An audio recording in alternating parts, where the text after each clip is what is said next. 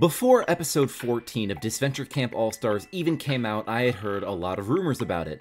I had heard that it was the worst episode of All-Stars, which, you know, kinda got my interest after episodes 7 through 10 were so unbelievably terrible. I have seen people complain and whine and cry about this episode in like so many different places. And ultimately, after viewing this episode for myself, I can see why. I don't agree, but I do see why. And while watching this video, I picked up on 3 key things that I believe are responsible for this episode's negative reputation. Let's start with the challenge itself. This challenge is predicated on the characters doing Fortnite dances while being recorded. And, I think it's funny. I think, dead ass, I think it's, like, funny in an ironic way, so I can get enjoyment off of that, but I can completely see the argument that this is cringe as fuck. It's kinda hard to do anything serious in this episode when the challenge itself is just so goddamn goofy, you know? They say the word gritty in this episode multiple times! I guess, but, like, I'd imagine the trauma is still there. Alright, let's continue and see what happens when they hit the gritty. The gritty next to the... Oh! Oh, goodness. Well, huh. So I made a joke, in the last reaction thing, where I was like, I have the ability of precognition. I think I may actually be psychic. Babe, which one of them are gonna get A-trained while doing the gwitty? Please don't stop saying the gwitty. Just say gritty. That's yeah. This episode is hilarious. I don't give a fuck what the actual title of this episode is. To me, this will always be episode 14. Connor does the gritty. I think that's a much better title if you ask me. But given that so many people in Disventure Camp are big kids who don't like the funny, silly jokes and just want intense drama, it makes sense how this one might have fallen a little short for some people. For me though, I think this episode was worth it just to see Connor do the WAP dance just by itself. I cannot undersell the creative genius behind the Connor and Alec do the WAP scene. It's a brilliant commentary on today's society and it has a great message. No matter how old you are, no matter how many times you've been divorced, you can still shake ass like no one's business. It's narrative brilliance. But ultimately, while I enjoyed the challenge, I thought that many other people would be opposed to it, and while I think some people were, this was not the reason why the episode was so disliked, so I had to keep digging. And then I reconsidered the Allie and Jake in the cave scene. This moment here. Okay, let's talk about this. I'm starting to think that Disventure Camp characters just shouldn't go into caves, because it's like something bad always happens when they go into caves.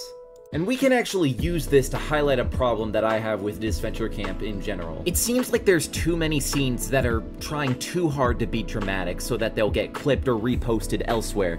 You know, quote-unquote iconic scenes. And that makes all of the characters look like they have anger management issues, and that's not good. I don't want to look silly.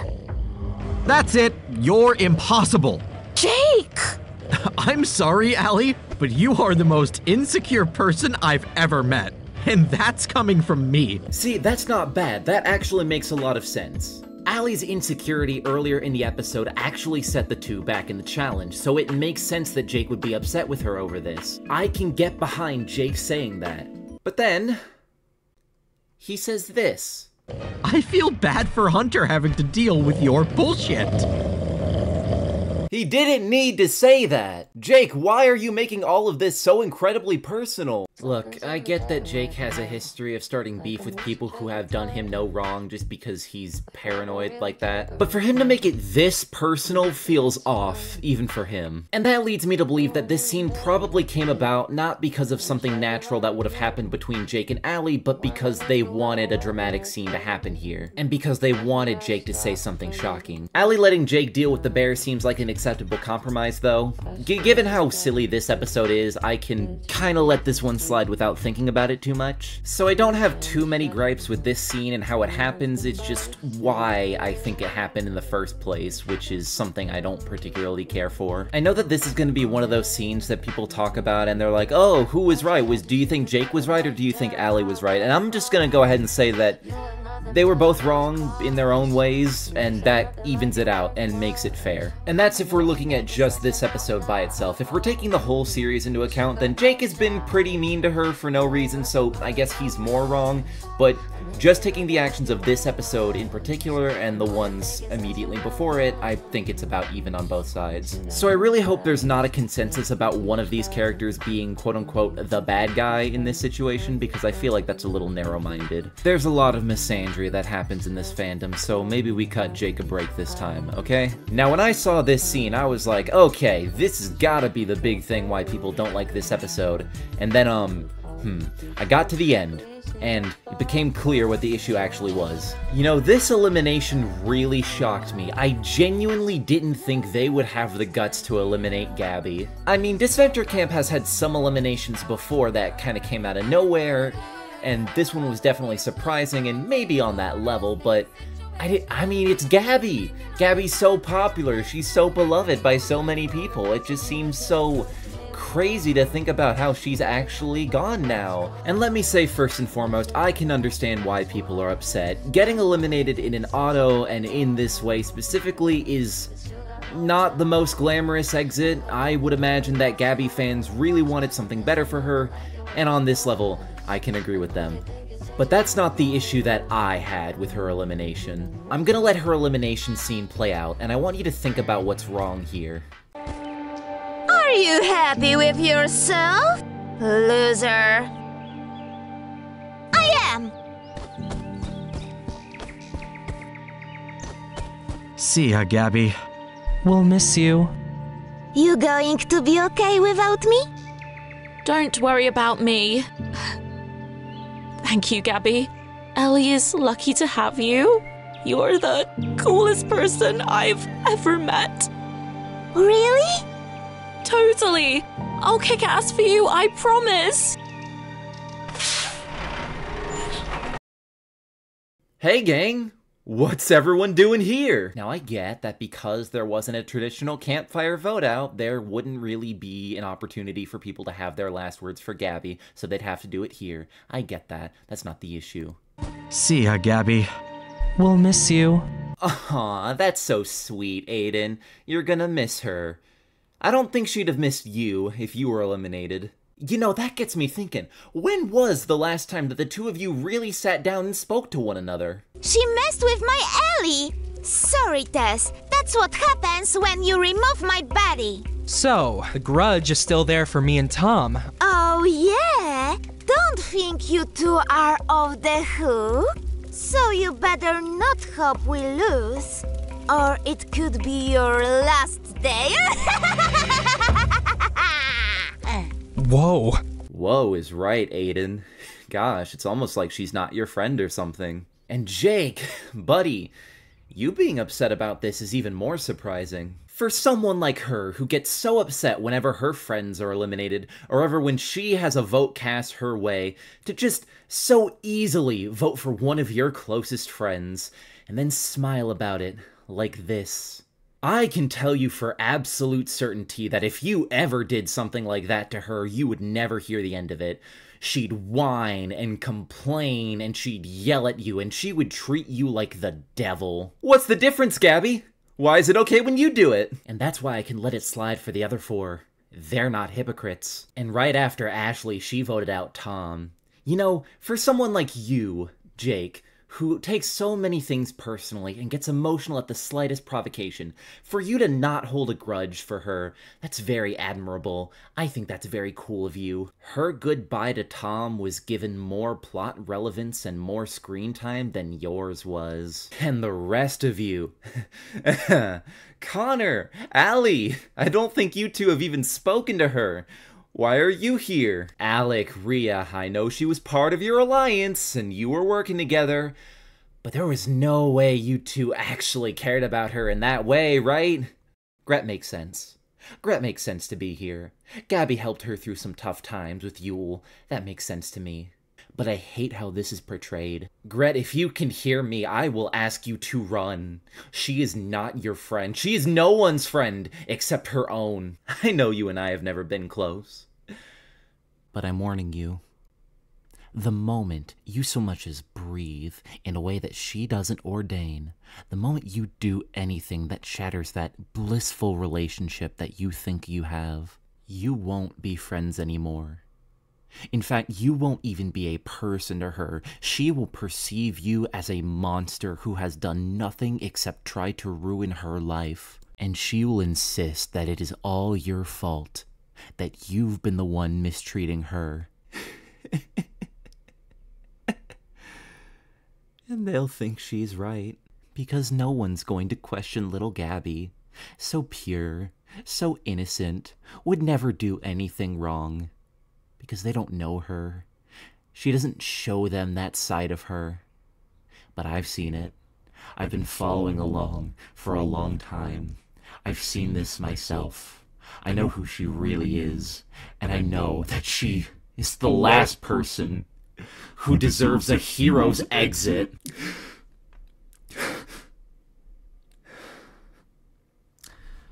So let me give you a message. Everyone who watches this channel, everyone who cheers for Gabby in this show, everyone who shed a tear during her elimination, I want you to know that you're falling right into her trap. You are cheering for a villain. And it seems like I'm the only one who recognizes that. I'm the only one who seems to view her as the person that she really is. After all she did to me, I can't even enjoy her elimination because everyone gave her the red carpet treatment. Treated her like a hero, someone who did them no wrong, completely glossing over every single thing she's done to them, done to me, done to you. But I'm not gonna forget. I'm not gonna forget any of it. So, Gabby, watch your back. Because I'm still here. You can't get rid of me. You can't silence my voice. Because someone has heard me. Someone powerful, someone brave, someone who will give me everything I need to ruin you, like you ruined me.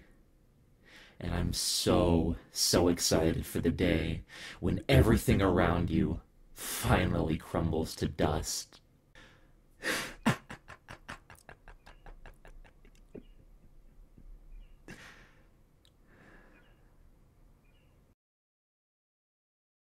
Hey guys, I'm back. Sorry about that. For whatever reason, it just wasn't letting me record the Gabby section. Like, I'd keep trying to talk about her, and then there'd just be this error message that popped up on my computer.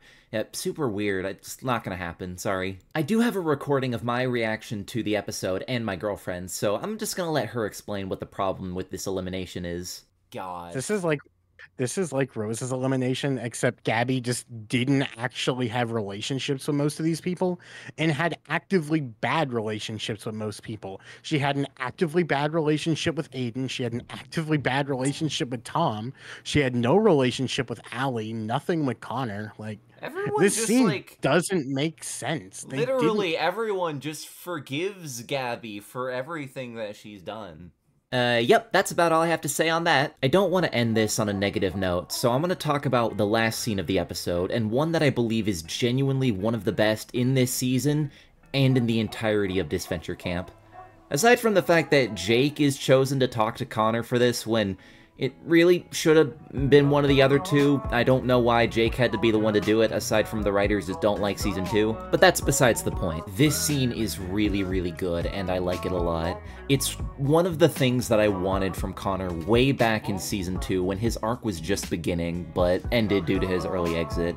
I think it's really great that he was able to get a scene like this, and even more so the fact that the scene is handled well, and with tact, And it gives us a new level to his character that we never saw before. Some people said that this scene kind of came out of nowhere, and while it may be a bit sudden, I think it makes perfect sense to be at the end of this episode, especially given what Connor's been through up to this point. Prior to this episode, we assumed that Connor's whole struggle was that he was trying to fit in with the young people. That's what it was like in Season 2.